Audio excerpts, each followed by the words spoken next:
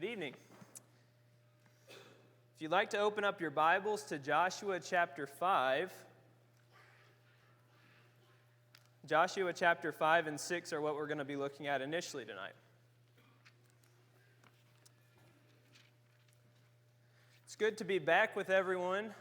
In this context, I always enjoy meeting with everyone, but it's been a while since I've been up here. I was sick the last time that I was supposed to preach, and Eric filled in for me, and I appreciate him doing that.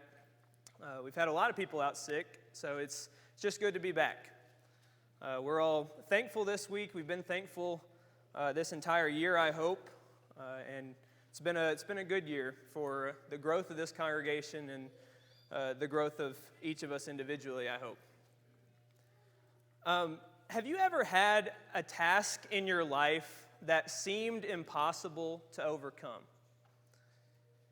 Maybe you're facing an impossible task in your life right now, and I don't know what that might be for you, but you know what that could be.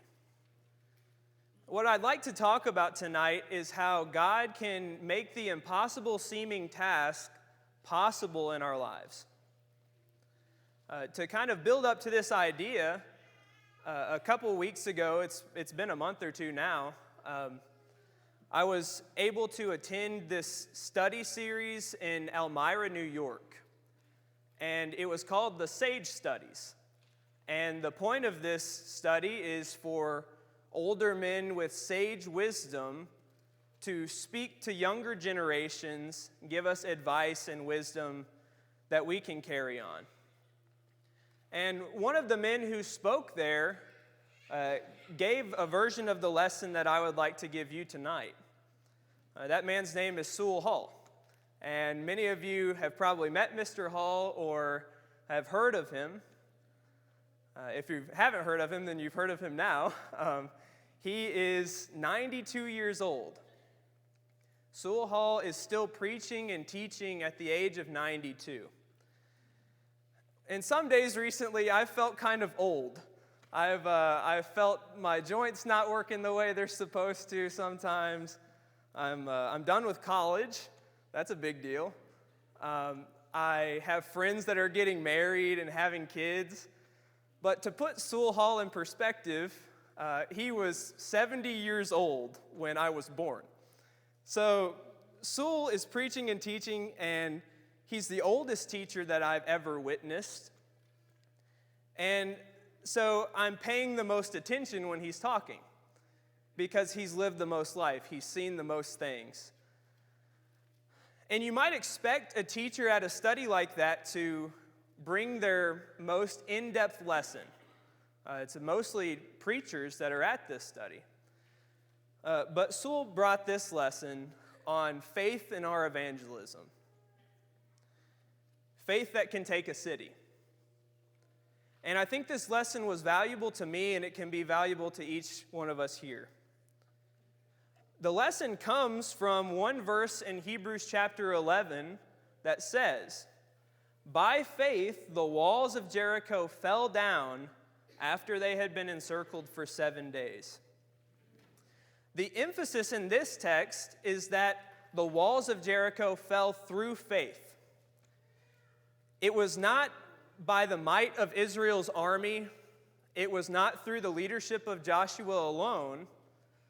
And it was not through some amazing strategy that caused those walls to fall down. It was through faith.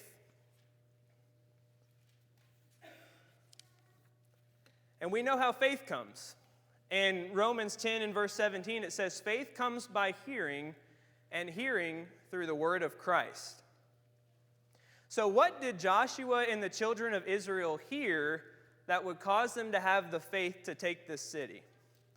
And I think we have the answer to that at the end of chapter 5 of Joshua. So you have the story of Jericho. Imagine that you are Joshua, and you've just taken over as the active leader of the children of Israel after the death of Moses. Defeating Jericho is a seemingly impossible task. It's laid out in front of you. You know what you need to do. And you remember the report that you and Caleb gave to the people. In Numbers 14, verses 6 through 9, it says, Joshua the son of Nun and Caleb the son of Jephunneh, who were among those who had spied out the land, tore their clothes and said to all the congregation of the children of Israel, "This land which we passed through to spy it out is an exceedingly good land. If the Lord delights in us, he will bring us into this land and give it to us, a land that flows with milk and honey. Only do not rebel against the Lord, and do not fear the people of the land, for they are bread for us. Their protection is removed from them, and the Lord is with us. Do not fear them." And then the people rebel anyway. So as you stand there looking at the city, you have several thoughts come to mind. Does this people have what it takes to conquer the land? Their parents didn't. They all died in the wilderness. But this generation is ready. You wonder how you're going to take the city. You don't have the equipment or the skills necessary to defeat a walled city like this. And once again, these thoughts are running through your head as you look at this city. And as you remain near Jericho, you look up, and behold, there's this man with his sword drawn. And this is a section of the story of Jericho that we often overlook, I believe. But there's a man with his sword drawn, and in verse 14, you have this man, and Joshua says, "Are you for us or for our adversaries?" And instead of really answering the question, the being in front of you says, "No, but I am the commander of the army of the Lord. Now I have come." And so the question is no longer whose side is this man on, but the question is more about, am I on this man's side? Am I on the commander's side? And there could be no other response from Joshua but to fall down and worship.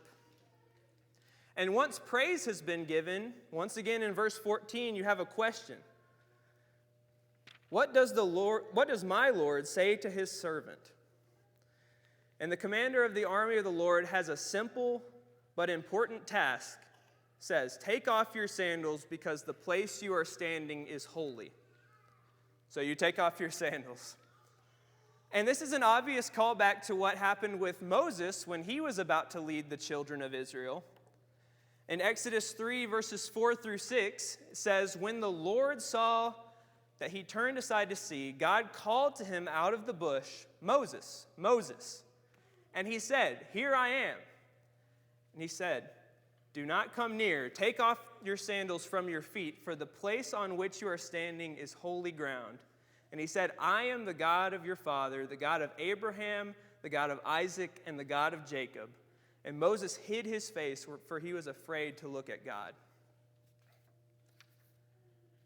And the major point of both of these stories is that if you're going to be a leader of God's people, then you have to understand that he is in control of everyone and everything, and that he is a holy God, and he deserves your respect, your humility, and your purity. Joshua was a leader of the Lord's armies, but this was the commander of the Lord's armies. And looking back to Jericho, it would have been a very intimidating first battle. It would have seemed like an impossible task. There's no element of surprise because the children of Israel were seen coming. The people of Jericho in chapter 6 and verse 1 shut up the city. And no one is entering the city and no one is exiting. And you might think, again, this is an impossible task. But God speaks and has given you faith. So you have four components to what God has said. First, you have a revelation. In Joshua 6 and verse 2, the Lord gives this revelation. "See, I have given Jericho into your hand with its king and mighty men of valor." So before the battle has even been fought, you have this assurance from God that the city is already yours. That revelation brings comfort, and there is also an exhortation that must be given. God has given the city into your hand, but there's still something that you must do. In Joshua 6 and verse 3, you shall march around the city, all the men of war going around the city once. Thus you shall do for 6 days. 7 priests shall bear 7 trumpets of ram's horns before the ark. On the 7th day you shall march around the city 7 times, and the priests shall blow the trumpets. And when they make a long blast with the ram's horn, when you hear the sound of the trumpet, then all the people shall shout with a great shout, and the wall of the city will fall down flat. And the people shall go up, everyone straight before him. There is also a consolation or a comfort that God gives. In the previous chapter, he has said, I am the commander of the army of the Lord. Now I have come. This is the comfort, this is the assurance that Joshua has that he's not alone. And Joshua, if he was alone, is faced with this major problem of defeating the city of Jericho all by himself. And it would have been an impossible task.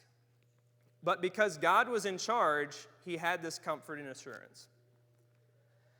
And then that calls us to think about our own lives and think, are there tasks that seem impossible to me?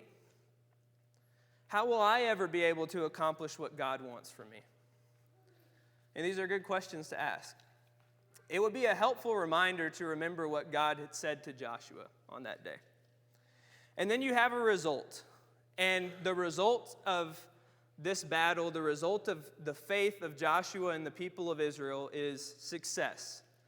We'll read verses 15 and 16 and then drop down to verse 20. On the 7th day, they rose early at the dawn of the day and marched around the city in the same manner 7 times. And it was only on that day that they marched around the city 7 times. And at the 7th time, when the priest had blown the trumpets, Joshua said to the people, shout, for the Lord has given you the city. And then verse 20. So the people shouted, and the trumpets were blown. As soon as the people heard the sound of the trumpet, the people shouted a great shout. And the wall fell down flat, so that the people went up into the city, every man straight before him, and they captured the city. Faith that takes a city. They believed the words of God, and he won them the victory. Now I'd like to fast forward about 1,500 years. You have Paul in the city of Corinth. You see another servant of God that is approaching a mighty city.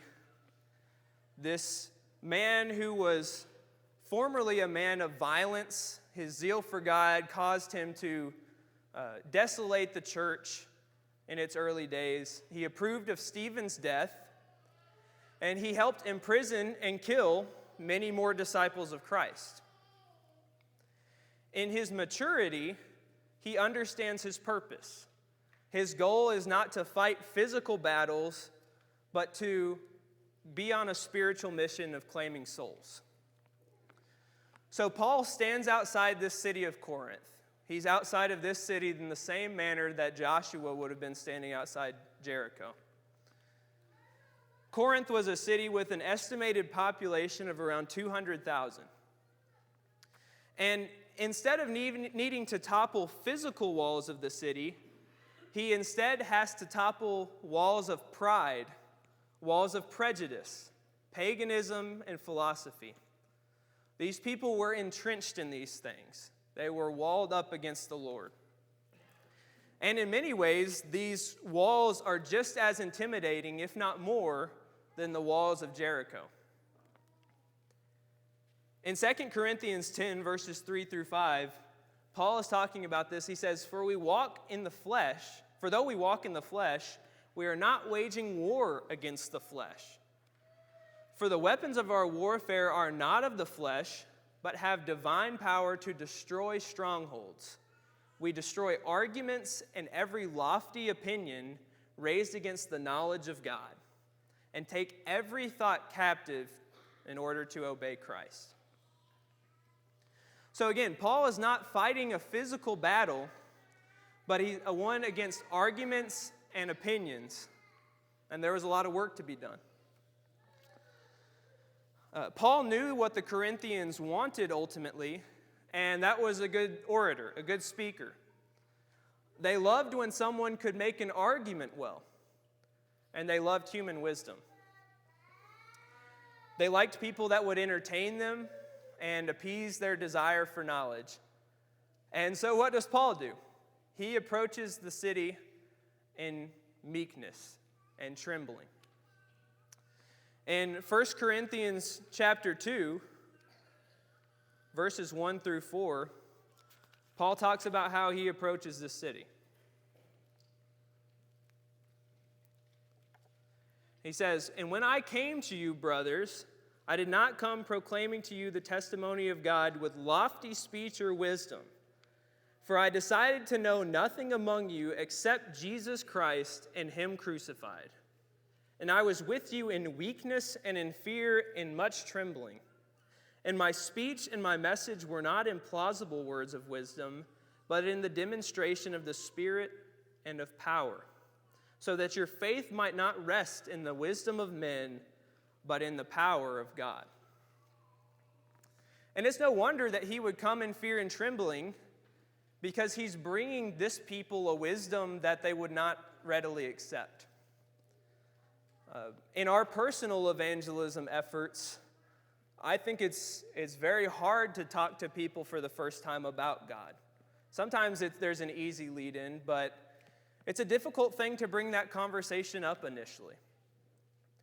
Especially if you know that they don't believe in God or they don't care for what God has to say. That can be a hard conversation to initiate. So how do we approach them? We might think the question, what if they reject me? Paul obviously was thinking about how to approach the Corinthian people, and he determined that Jesus Christ and Him crucified was the way he wanted to teach this city. The message was clear and simple, and it should be the same for us. And just a side note with this, if anyone tries to teach Jesus in human wisdom or in lofty words or complicated teachings, then we need to be on guard. Because the gospel message is a simple and clear message, and we should teach it that way. So, side point aside, Paul didn't have what the Corinthians were looking for. He didn't present it that way. But was he successful in his mission? In Acts chapter 18, if you'll turn over there, Acts 18, verses 1 through 11. It's a long reading, but it's rich. Acts 18, 1 through 11. Paul left Athens and went to Corinth, and he found a Jew named Aquila, a native of Pontus, recently come from Italy with his wife Priscilla, because Claudius had commanded all the Jews to leave Rome.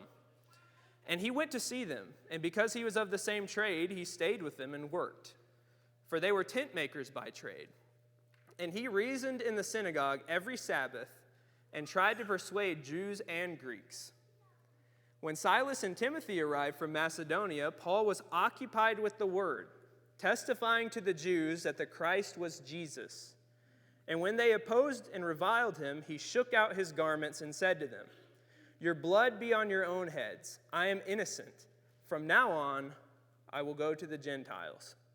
And he left there and went to the house of a man named Titius Justus, a worshiper of God. His house was next door to the synagogue. Crispus, the ruler of the synagogue, believed in the Lord, together with his entire household. And many of the Corinthians, hearing Paul, believed and were baptized. And the Lord said to Paul one night in a vision, "Do not be afraid, but go on speaking, and do not be silent, for I am with you, and no one will attack you to harm you, for I have many in this city who are my people." And he stayed 1 year and 6 months, teaching the word of God among them. Once again, in this story, we have 4 components contributing to the success of God's servant. We have a revelation in verse 10. the Lord tells Paul, I have many people in this city. So God is saying that he's not saying that he already has Christians in this city, but he's saying there are people here, many people, that will hear the truth and obey.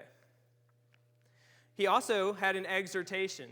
In the verse before, the exhortation is, do not be afraid, but speak and do not keep silent. And just as the people of Israel, the children of Israel, were told to march around the walls of Jericho, Paul is told to speak. He has to do something. And what's he supposed to speak? He's supposed to speak the gospel. As he mentioned in 1 Corinthians 2 and verse 2, teaching Jesus Christ and him crucified. I've been guilty of this in the past, but I think sometimes when we approach people, we try to approach them by teaching the church of Christ first. We try to convince them of our church and our doctrine before ever proclaiming Jesus and him crucified. And that's something that we need to think about and work on. Paul knew some wouldn't listen. In 1 Corinthians 1 and verse 18, he said, for the word of the cross is folly to those who are perishing, but to us who are being saved, it is the power of God. So he knew he would be rejected. He knew this would seem like folly to some. But that fear of rejection is not enough to not do what God says. God has told him to speak. Paul also had a consolation or a comfort. In verse 10, he says, for I am with you. God says this. And Paul would believe that God could and would protect him. He could have the boldness to go out and speak and proclaim God's word because God was with him every step of the way. And Paul knew that any success that he might reach came from God and not anyone or anything else. And in 1 Corinthians, again, Paul describes himself as a fellow worker with God. And that's truly an amazing thing. And then the result of Paul going out into the city of Corinth is many of the Corinthians, hearing Paul, believed and were baptized. So by faith, the city of Corinth was taken as well. Many lost souls were saved in this city, and faith in God helped take it, just like Jericho. So fast forward another 2,000 years. You fast forwarded a lot of years. Servants of God here in Bowling Green are trying to do what God would want us to do. Evangelism here and reaching the lost might seem like an impossible task sometimes. If you can compare, sometimes I'll go into coffee shops here in the city, and I might know one or two of you. I've seen several of you in the past few weeks. But for the most part, I don't know anyone. I'll know maybe one person, and then 100 faces will come in that I don't recognize. And that's really intimidating to me. It's probably intimidating for you to think about it as well, that there are so many people in this city, so many people to reach, it can seem like an impossible task. And we might look at this city and think, do we have what it takes? Are we ready? When you compare the cities of Jericho and Corinth to the city of Bowling Green, it might seem like an interesting comparison. But our task is the same as Joshua and Paul's, is to take the city. Bowling Green has a population of a little over 70,000, and it's growing, obviously, with about 130,000 in our county. That's a lot of souls. And I think about what the walls of this city might be. In the same way as Corinth, the walls of this city might be prejudice. How do you view the people that are moving to Bowling Green? I've heard a lot of people talk about those that are coming from California and Oregon and places, bigger cities, Atlanta. And everyone's nervous about this because they're going to change the vibes, they're going to change the culture. Everyone is a little bit prejudiced against these people. But should we view them like that? We should view these people as new people we can teach Jesus and Him crucified. Another wall of this city might be comfort. The people here are friendly, but ultimately quite comfortable. We're all doing our own thing. We don't have a lot of time for other people, and in a city of 100,000 people, the idea of even teaching one can seem like an intimidating task. And those of us here at West End might look around and see, well, the building's pretty full. It's even a Sunday night and we've got a lot of people here. Do we really need to go out and reach those people? Another wall that might be built up in this city is worldliness. Again, the people here are friendly, and you get to talking about them, or you get to talking to them, and many believe in God, but their actions aren't affirming this. And when you talk to them about those self-seeking tendencies or those pet sins that they might have, the tendency is for them to not want to give up those habits. And that's some wall that we're going to have to overcome. So these walls are surrounding the city, and there might be even more that you could think of. But God has given us the same comfort that He gave to Joshua and Paul. If you'll turn to Matthew chapter 9 with me. Matthew chapter 9, verses 35 through 38. Jesus is fulfilling His ministry. Jesus went throughout all the cities and villages, teaching in their synagogues and proclaiming the gospel of the kingdom and healing every disease and every affliction. When He saw the crowds, He had compassion for them because they were harassed and helpless, like sheep without a shepherd. Then He said to His disciples, "The harvest is plentiful, but the laborers are few.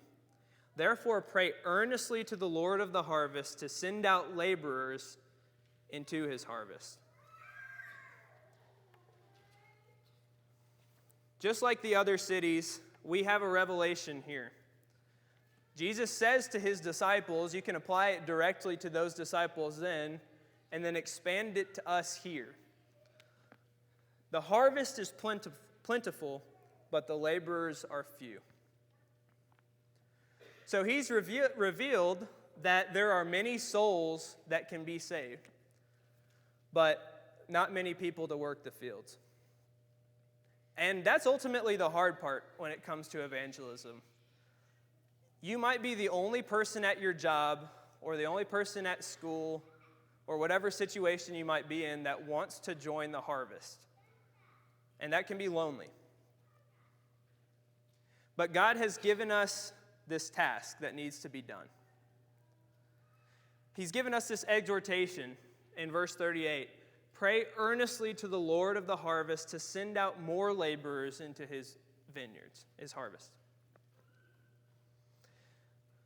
So we need to be praying this prayer in our day-to-day lives, that God would use more people to send out into the harvest.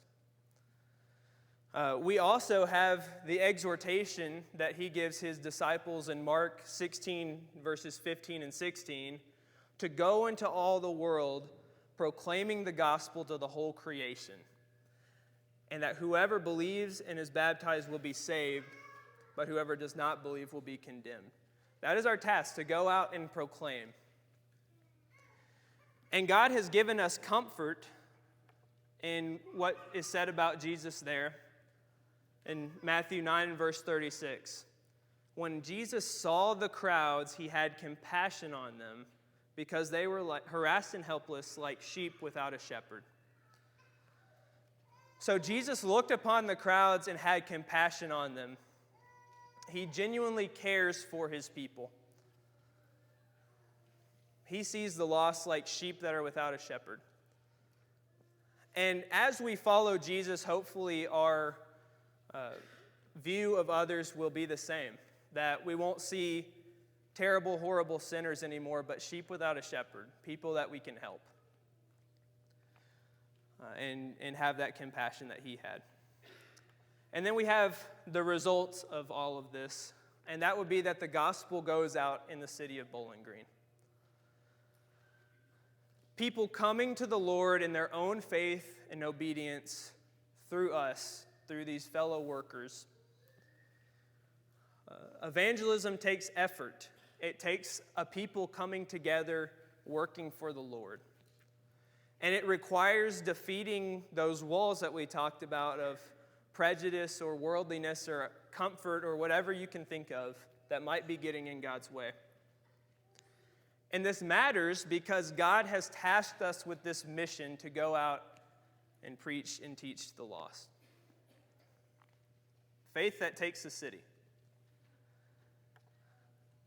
When I was in Elmira, New York for that study, I met this man named Philip.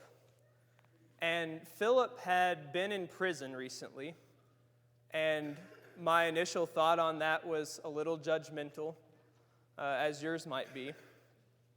But Philip was at that study because he was taught the gospel in prison.